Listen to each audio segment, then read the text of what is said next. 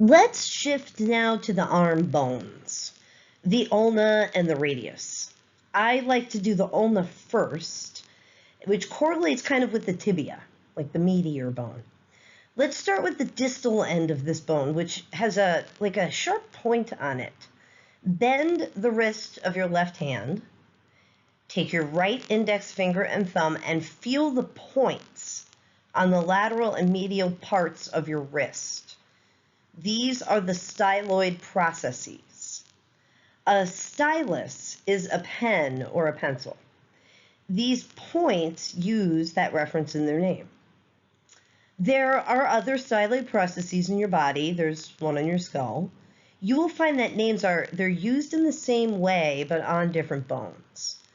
The point on the medial or pinky side of your wrist is the styloid process of the ulna.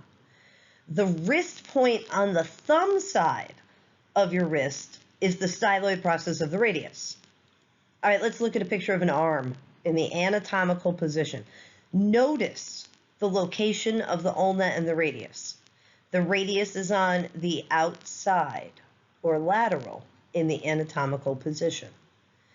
When we try to look at the head of the ulna, it's useful to you got to get the humerus involved. If you have a little skeleton, you can't detach the arms, so you're in luck.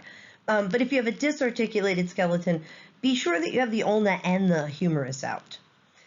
Move the elbow, watching the U of the ulna rotate around the humerus. Notice that the top of the U fits into the back of the humerus, or the olecranon fossa.